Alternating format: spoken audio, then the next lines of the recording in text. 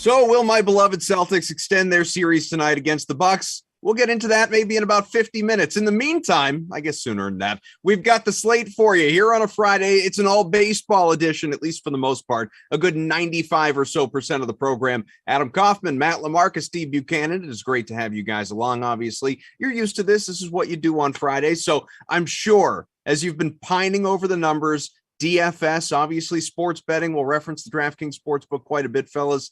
Bukes, what's the hot take of the night?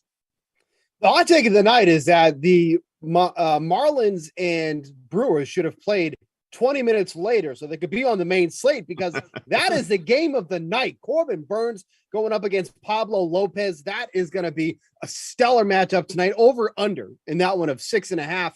I know LaMarca and I have talked about taking the overs in those type of games because historically and statistically, the overs are hitting in those ones. That might not be one where that over hits in that one with those two studs taking the mound. It's a real shame that that's not on the main slate. So that's my hot take on this one. Why couldn't you play 20 minutes later? All right, we'll get back to that game. But LaMarca, how about you? What gets you most excited tonight? It's a great night for pitching. I mean, I know Steve's disappointed we don't have Corbin Burns and Pablo Lopez, but are you interested in Max Scherzer? How about Walker Buehler? How about Kevin Gausman? How about Garrett Cole? How about Max Fried? How about Logan Webb? The options are plentiful. So if you like pitching, tonight is your kind of night. Yep. On that note, I'm looking at some of the percentages and projections and whatnot for tonight. And at the moment, Max Scherzer, if I'm looking at this right, Max Scherzer is projected to basically be in half the lineups tonight. Half. So he's going to be very, very popular. Is it a fade the chalk kind of night, though, when you do have Buch, some of those other options LaMarca rattled off there? Yeah, I mean, I think it's going to be kind of tough to fade the chalk tonight because, quite frankly, here's the thing. It's like, what's going to be the two puzzle pieces that we need to put together to get this slate right? Like, look at all of these studs that are taking the mound tonight. When you got Scherzer, you got, Gausman, you got Cole, Max Fried, you could even throw in there, Walker Buehler, like so many good names taking the mound tonight. It's just what combination is going to be best suited for that. Scherzer probably is going to be one of those guys. You look at the strikeout rate for the team that they're facing tonight. That's going to be up there with the Mariners. Obviously, they're going to win the AL West, but they are striking out a lot at this point. The numbers actually probably go down with Kelenic being sent down, but that's another story for another day. But I think you do have to start with Scherzer, and then you just have to find that guy after that. And the problem is there's just so many options to choose from. So the next most chalky pitcher is not, unless I missed it, LaMarca, it's not a name that you mentioned when you were talking about all the different ones available. It's actually Eduardo Rodriguez, Fast Eddie over there for Detroit. He's projected to be in almost 40% of lineups tonight, or right around 35 anyway. Is that a number that you like, or are you staying away from him?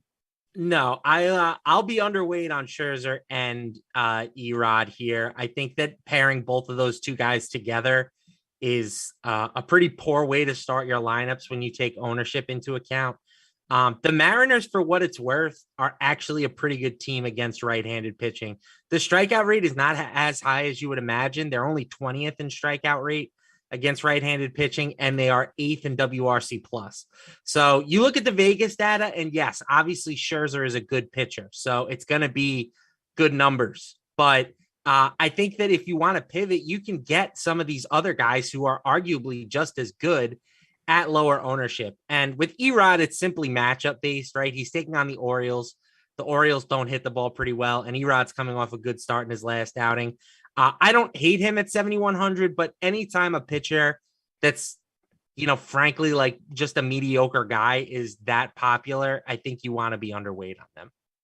In terms of the actual projections, ownership aside, just how they're going to perform tonight, it comes as no surprise that, again, he's not a main slate guy like Buch's mentioned, but Corbin Burns is projected to have right around 25 points tonight. Max Scherzer right behind him as well. Kevin Gausman, who obviously LaMarca referenced, Eduardo Rodriguez in that same conversation. There's a ton of guys when it comes to the pitchers who are projected to have, sort of that 17, 18 plus points. So is there, I guess, Buch's a sneaky guy, a projected lower owned guy tonight who makes a lot of sense for your lineup so that maybe you could even potentially pay up elsewhere?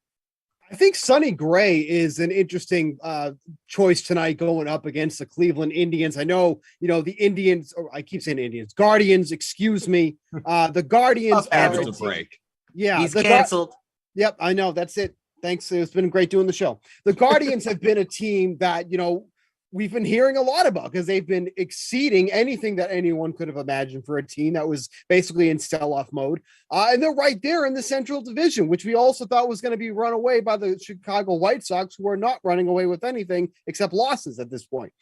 But Sonny Gray has got some good strikeout potential going up against the Cleveland Guardians. I think this is a nice spot for him at 6,400. This is the cheapest he's been by far all season long. I think the last time he was over 75. Oh yeah, right there, 7,700 his last time out. Mm-hmm. He's dropped 1,300 in salary tonight. And for somebody that can strike out more than a batter an inning, that's a damn good price for somebody at that rate. So on a slate where when you're looking at the pitching options, it's going to be extremely top heavy, way down the list is Sonny Gray. I love that against the Guardians tonight.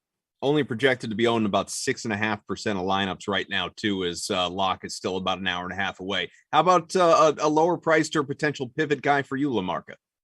I really like Logan Webb as a tournament option tonight. The price tag on him has come way down. He was up over 10K at points this season. Now you can get him at 9,200. And this matchup versus the Cardinals, I think, is a really good one. They're not striking out a ton against right-handed pitchers, but they continue to make just dreadful contact. They have the lowest hard hit rate in the league. They are bottom 3% in average exit velocity. So when you look at all the batted ball metrics, this Cardinals offense just isn't very good. So I like the idea of buying low on Logan Webb at low ownership in a really nice matchup.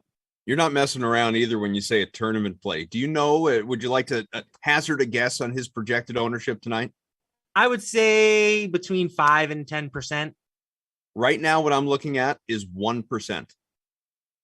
Okay, get out of here.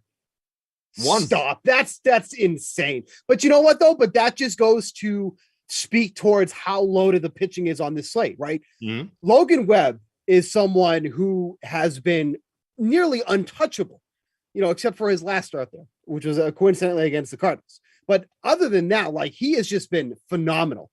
And 9,200 tonight, just below some of those, if you want to call them top tier guys tonight, is really enticing. But 1% for him, that's absurd. That's not right.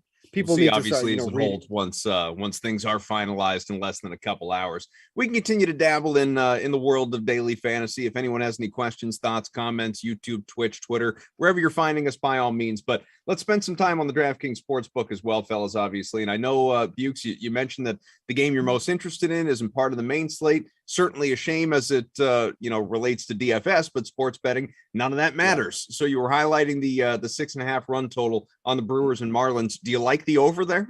No, I would be taking the under in this one, and I feel comfortable taking that too as well. We're talking about the two guys that are pitching tonight, two legitimate Cy Young award contenders in Corbin Burnes and Pablo Lopez. Lopez has given up a total of 3 runs, period, in 5 starts that he's made so far this season. Okay, then you have Corbin Burnes going up against the Marlins. The Marlins aren't exactly an offensive juggernaut or anything like that. So it feels gross to take a total that's currently set at 6.5.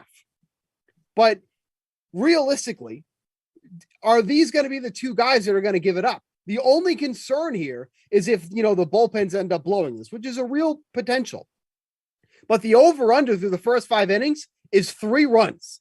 I don't want to be, I'm confident that could go under still, but I don't want to put money down to make sure that these guys are basically immaculate, right? Because that's what you need with an over-under of 3 through the first 5 innings. It's very, very possible, but I'd be a little bit more inclined to take under 6.5. It's at -115. I do like that play a lot.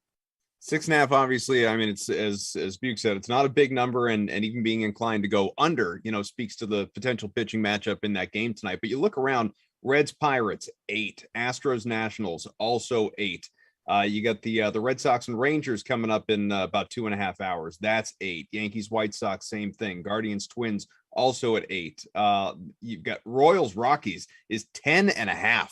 for a little bit later on tonight. I mean, what's your feeling looking at this LaMarca as some of these higher run total projected games, obviously, that you would still like to hit the over? I guess I would lean towards the Diamondbacks and the Cubs. I don't know. You're putting me on the spot with that question. I know. And that one's 9. I didn't even mention that one. Yeah, I guess I would take the over on that game. The neither pitcher really inspires much confidence. Zach Davies has been very hittable. So has Drew Smyly. So the Diamondbacks not a team that we have paid much attention to offensively this season for good reason. They don't really hit the ball very well, but this is a matchup where I think that they can potentially do some damage. Buch, you seem to nod in agreement there. You like that one, hit the over? That's actually my favorite over on the board so far. What we're looking at so far. I mean, you got two pitchers in Drew Smyly and Zach Davies that do not get strikeouts. Drew Smyly was a big strikeout guy maybe 2 years ago, 3 years ago. He's not that guy anymore. His K9 on the year for 2022 is like 6.5 at this point. Those strikeout numbers continue to drop as the year progresses. But one thing is stay consistent. He's going to give those souvenirs out to the fans way out in center field, right field, left field, whatever it is. 1.9 home run per 9 inning so far this season. Zach Davies does not go deep into games. He has not gone past 5 innings pitched in any of the starts this season. So that means the Cubs have about 4 innings at least against a bullpen in the month of May that has an 8.07 ERA and a 1.6 home run per 9 inning. Those sound like good numbers to me to target the over in this one. 9. I have no problem with that. I think there's going to be a lot of runs scored in this one. I will say one bet that I've been taking a lot lately, and it's under game props. And it's one that I do like for tonight. If you scroll all the way down, you can basically get both teams to score X amount of runs. And this has been moving all morning long, taking 3. So both teams have to score at least 3 runs. It was at 125 this morning. It's all the way up to minus 155 now, but 3 feels like a safe number. I think both of these teams can do that. But that's something I've been taking a lot for games that I do like to go over because they're usually at some pretty fair pricing. But 3 runs minus 155, not the greatest price you can get now, but getting those early, like I said, you could have got that at minus 125 this morning. That's a hell of a price for where it is now. Something to consider moving forward. LaMarca, before, I like to get into props with you guys, especially Buch's it being an MLB Network day. He outlined some of his favorite plays of the night. We'll get to those in a little bit, but I like to spend a little time on, I guess, what I might call the main page, different bets, lines that you could look at. So if you're examining this slate, and obviously it's a robust slate across Major League Baseball tonight, you're looking at whether it's the run total, the run line, straight money line, whatever it may be. What are some of the favorite things that you're looking at among these games available to you tonight? So I think this matchup between the Blue Jays and the Rays is really interesting to me. You've got the Rays as slight home underdogs. They've got Drew Rasmussen on the mound. He's a good pitcher, but they're going up against Kevin Gausman, who has been virtually unhittable to start the year. So I actually like an under on that game. I like the under 7 at minus 115. Again, this kind of goes against what me and Buchs have been talking about, which is you want to take overs on the totals that are super low. But I think that this pitching matchup warrants an under, especially like when you consider that both of these offenses have some star caliber players in them, but they're not all that deep. So I like the pitching to have the advantage there. Buchs, what do you think? Yeah, I think that's the right call there too as well. And like LaMarca said, we've been harping on taking overs on games like this, where now we're talking about 2 unders in these type of situations. But if you just look at the bullpen too for the Rays, I mean, that's always been like a strength for them. So I have no issue taking the under in this one, especially when you're talking about Kevin Gausman too. Like this is someone who early in his Blue Jays career, I didn't think it was going to go well because he hasn't performed well in the AL East when he was with the Orioles. Came back from the Giants and performing probably even better than he was with the Giants that have like these massive stadiums that you can barely hit home runs, let alone pop flies in. Okay. Now he's in the AL East and he's pitching just as well. So I think this is another spot at under 7. I have no issues with that at all. obviously the Rays starter Rasmussen is the concern here, but even if he's giving up 3-4 runs, the way that Gausman has been pitching, I'm not worried about this going over. So I'd be okay with the under as well. All right. So Buch, I teased it. Obviously, MLB Network Day. You're on there a few times a week. You outline some of the props. They keep tabs. You and your boy, Roflo over there, keeping track of what's going on for you. What do you think? What are some of the props that people should be wagering their maybe not their mortgage on tonight, but some nice spare change? Yeah, mortgage 401k on the Yankees going over 4.5 runs tonight against the Chicago White Sox and Vincent Velasquez. You want to talk about somebody who is due for some regression. Vincent Velasquez is the poster boy in 2022. You look at his ERA coming into this game, 3.97. Get out of here. Velasquez does not have an ERA like that. It's about 3 runs too low right now. His expected ERA sits at 5.6. So we're talking about almost a 2-run difference. Now you're going up against one of the best hitting clubs in all of baseball right now. And then the other thing for the White Sox, let's just say Velasquez kind of, tiptoes his way around this Yankees lineup, and then he gives his way to the bullpen. This bullpen has been an absolute dumpster fire over the past week, specifically 16 earned runs allowed, 21 runs in total on 27 hits allowed by the White Sox over the past week. Joe Kelly, who's someone who just activated, I think he's already given up 9 runs since he was activated on Wednesday. It's been a disaster. Up for lost time. Yeah, exactly. It's been a disaster for this club coming out of the bullpen as of late. Yankees over 4.5 runs.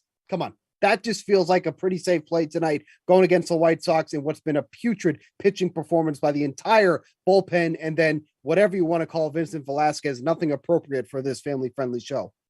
LaMarca, is there a counter to that, or are you on board with that play? Works for me. I've been all about the Yankees. I continue to say that they are undervalued in the futures market. They are arguably the best hitting team and best pitching team in the league. Maybe the Dodgers will pass them eventually, but given what we have seen through the first, fifth of a season, I guess we're at this point, sixth, maybe, I don't know. Math was never a strong suit of mine. They're the best team. They've been the most impressive team this season. Don't you work in numbers? I was actually a math major, so I was just going for humor there. I see. I trust you when it comes to the. I mean, just because you drive for Uber doesn't mean you're a good driver, right? Like, that stuff doesn't matter. Yeah, just finds a way to make a living. Well, you brought it up, LaMarca, so let's look at the futures market right now. I don't get to give a prop bet? No, I want you to give a prop bet, but I first want to react to something that you just brought up, which is the Yankees and the futures market. Well, we got another 20 minutes in this show. We have plenty of time to do everything. All right. Give 7 more prop bets for all I care. Plus 650 for the Yankees at the moment, which is second only to the Dodgers on the DraftKings Sportsbook at plus 450 to win the World Series. Your Mets, the Blue Jays, Gary and Thorne's Blue Jays, and Houston Astros are, rounding out that top 5. So even with the second best odds right now, you think they're undervalued in the futures market? Yes. I mean, to me, they are better than the Dodgers, at least again, at this point. Maybe that changes as we get closer to the playoffs, but I have the Yankees as the favorites to win the World Series right now. I am a Mets fan. The fact that the Mets are only plus 100 more than the Yankees is absurd. Even though the Mets have been winning games, they have not been nearly as impressive as the Bronx Bombers. And I mean, Toronto, they are way too high on this board. So to me, like, you look at that trio of teams, you could throw the Astros in there too. The Yankees are clearly the best value of that group at the moment.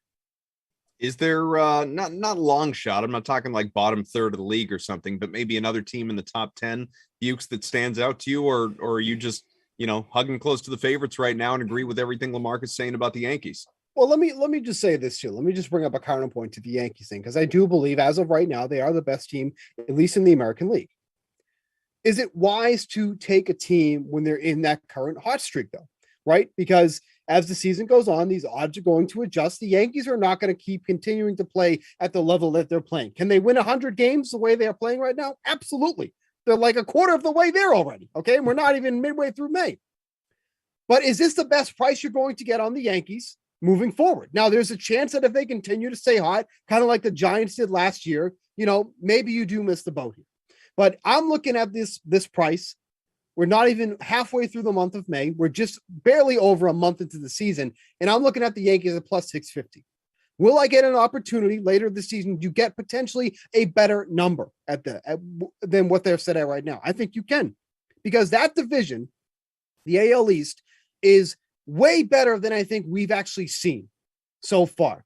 The Yankees have benefited from all of the other teams except, the Orioles, because the Orioles were never going to go anywhere. But we've seen all of those teams, I think it's fair to say, stumble out of the gate with the exception of the Yankees. So I think you're basically buying the Yankees at their top right now, when quite frankly, if we maybe wait a month or so, maybe I can get a couple hundred value on this play. Maybe they drop down to 850 or something. So that's just how I feel about that. I don't know if LaMarca has a opinion about that, but I'm not interested in buying the Yankees at their top right now when I think I can get a better number down the road.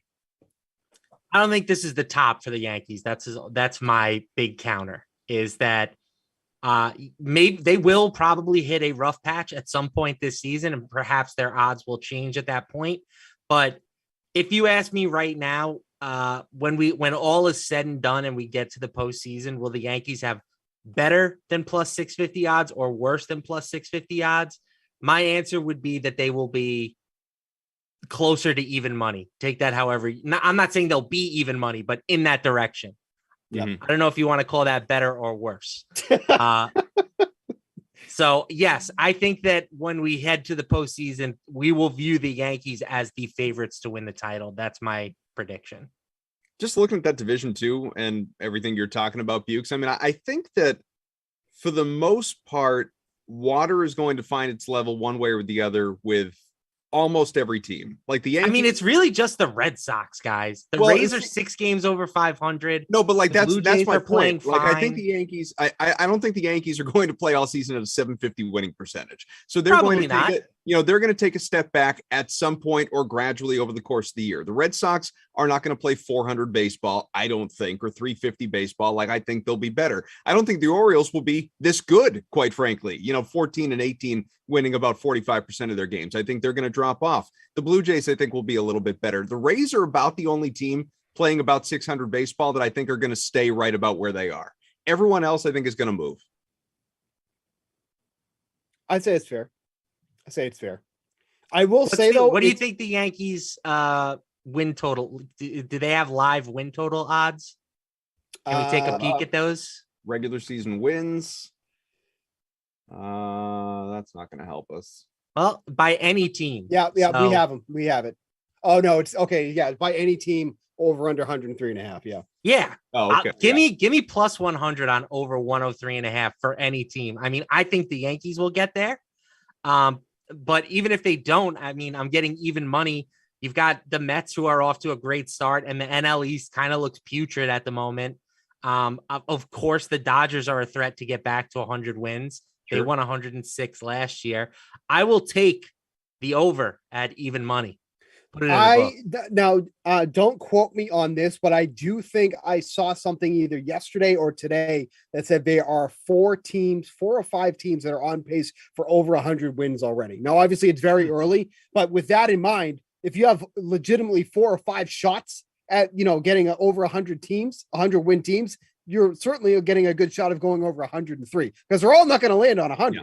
Right. I mean, all these teams aren't going to get to 100 either. But if we're that early already and the over under set at 103.5, yeah, I'll take that. Well, look, the Yankees have the most at 23, but after them, you've got the Astros, the Angels, the Mets, no particular order, the Brewers, the Dodgers, and the Padres, all with at least 20 right now. So they're probably all heading in that direction. And the Giants have 19. So yeah. Rays as well. I will say, if there is ever a time to bet a team in a division that's tight, it's the NL West, right? The numbers that you're getting on all of those teams, that whole division is over 500. And yet the Dodgers are still minus 235 to win that division. Like, I know that they're the big favorite overall, so rightfully so, but like, if anything happens to the Dodgers, like getting the Padres at plus 370 right now, they don't even have their best player in Fernando Tatis Jr. The Giants, who we all expected to fall off every single month of 2021, and they never fell off at plus 475. Like those are some really good prices in a division that is far from over right now. Like no one thought the Dodgers just lost Kershaw for who knows how long that'll be. And the Rockies are over 500. Why? The Diamondbacks are over 500. Why? Yeah, I wouldn't advise taking either the Rockies or the Diamondbacks. Look at that number on the Diamondbacks. How many zeros is that? Like that's 300 to 1. Add another one and I still pass. Add another zero on there. I throw $5 on there. All right, you're right. Yeah, what the heck, right? So you can't get a Subway sub that day. Yeah, right. What the hell do I care? One less energy drink. I'll live. All right, LaMarca, I took us off course, but yes, give us a prop bet. Give us several. I only have one. That's all I'm going to give you. Okay. Jared Walsh going yard tonight. You can get, I believe his homer prop is around 6 to 1, maybe 6.5 to 1 even. He's on the positive side of his splits. He's taking on Dalton Jeffries. I think it's a good spot to sort of buy low here on Walsh. He's a guy who has displayed really good power numbers against right-handed pitchers in the past. He has 5 homers against right-handed pitchers already this season. His ISO is above 200 in that split. Jeffrey's not a guy who has given up like a ton of long balls this year, but I think it's a spot where he can go yard. And I think that, 6 to 1 or in that vicinity, those are the type of numbers that are reserved for like middle infielders, not big power hitting first baseman. So let's grab Jarrett Walsh over 0.5 dongs at plus 650. Do you have any favorites in that category, Buch? It's in a different game. If you want to go back to that Arizona-Chicago game, Jordan Luplow is batting second tonight against Drew Smyly. All Jordan does is hit for power against lefties. And all they do is put him in against lefties. They put him in near the top of the lineup. He's batting second tonight, and he's going up against a pitcher who has a 1.9 home run per 9 inning. So the last I checked, it was at plus 330 for him to go yard tonight. Again, you're not putting a full unit on this, or what is it? 330. Okay. You're not putting a full unit on this by any means, because you don't need to do that because of the great plus money that you're getting here. But that's literally what he's put into the lineup for. That's literally what he does. And then when Smyly gets yanked, so does he. So the only caveat to this is that you're getting, maybe 3 at-bats the most for this. If for somehow Smyly ends up doing well and he goes deep into this game, which I'm not expecting. So there is some concern there, but the burden of this bet, I guess, is taken off because he's batting second. If he was batting cleanup or fifth, maybe you get 2, but batting second, you're getting at least 2 shots at him, maybe 3. So I do like that plus 330. Again, quarter of a unit, half a unit on this at most, but I like that number a lot. So if we go back to some DFS talk here, and obviously if there's anything else you guys want to mix in sportsbook wise, we can do that as well. We got another, 10, 15 minutes here with you. Looking at some of the ownership projections, top projected players who are not pitchers. Of course, we've been talking a lot about the pitchers already. Mostly guys from the Royals, Salvador Perez, about 26%. Whit Merrifield's at about 20. Michael Taylor, Andrew Benintendi, Hunter Dozier, all these guys are in the high teens as well. You could, Emmanuel Rivera is in the mix at right around 15%. Buch, is this a game to stack here, game to attack? It's odd too, because, they're going up against Kyle Freeland. It's in Coors Field, so there's that, but we're still stuck in this notion that Coors Field is like an automatic over, where if you look at the numbers from beginning of last year, the under has been hitting significantly more than the over at Coors Field since last year. Kyle Freeland hasn't been bad either. He's got a 3.94 ERA, 3.84 FIP, so that matches up pretty well. And quite frankly, if anything, he's been pitching better dating back to last year. He's been pitching better at home than he has on the road.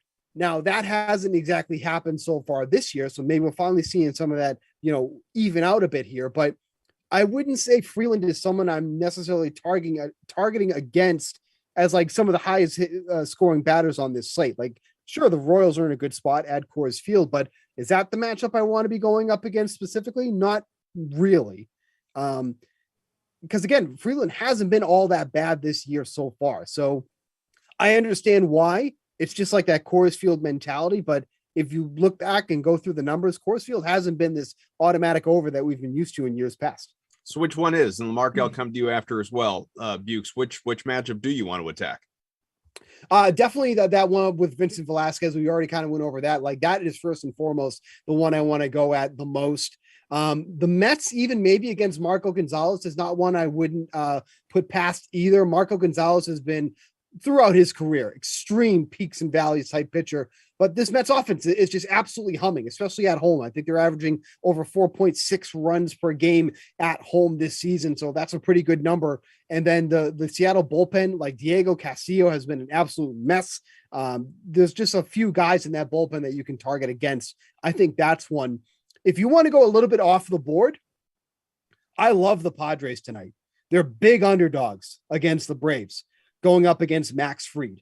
But if you look at the schedule that Max Fried has had so far this season, of the starts that he's made, every single team against left-handed pitching has been below league average. Now he faces a Padres team, according to WRC Plus, is the 8th best in the league. Fried's had a really easy schedule against teams against left-handed pitching. So getting Fried in what should be the toughest matchup he's faced all season long, and that number has gone way down. That was at 165 earlier today. It's down to 125. So I think this is a really good spot for the Padres. I can't imagine they're going to be overly popular in any format tonight just because it's a huge slate. Max Fried's been great all year long. I think that's a sneaky stack tonight going against someone who could struggle against a team that does hit lefties very well. Maddie, you in on one of those games, or is there one you prefer elsewhere? I think Steve makes very solid points. Certainly that game with the Cubs and the Diamondbacks, I don't think it's going to like fly under the radar. It'll definitely carry less ownership than at Coors Field. But I like the Padres shout out. I think that's interesting.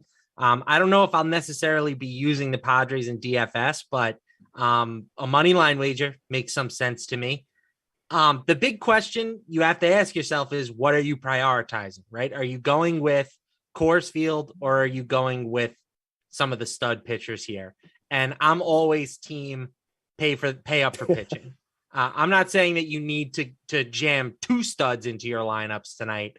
But I think you want at least one of these, 9K plus pitchers. I think that one of those guys is going to get to 30 plus DraftKings points, and it's hard to replicate that production elsewhere. As far as like offense goes, could one of those Coors Field teams score 10 runs? Sure. Yeah. Could another team on this slate that doesn't play at Coors Field score 10 runs? Yeah, that's probably going to happen. So I definitely am siding with, you want to get some of those stud pitchers and look for some offense elsewhere. I mentioned the Angels, with Jared Walsh. I think they're interesting tonight. I think you can use Boston against Dane Dunning. I have no problem with that. The Mets, I think, are interesting too. Even though the Mets are a little bit smoke and mirrors at the moment, they lead the league in infield hits. I don't expect that to happen all year, but there are other options. I don't think you necessarily need Coors tonight. Guys, all the time on the Sweat in the mornings, obviously, for anyone that hasn't watched, you should. Our show comes at you 11 a.m. Eastern until noon, Monday through Friday, across all the DraftKings channels. It's on multiple sports, including, of course, baseball. And one of the things we often do is our slate-approved pick. So let me present it to you this way, and LaMarca, will start with you here. Some of the projections I'm looking at have, and it's no surprise, you've got a solid, dozen to 20 or so guys, batters, not pitchers, who are projected for at least 9 points tonight. If you had to, give me one lock, one guy who's going to be a really solid performer at the plate tonight, who is it?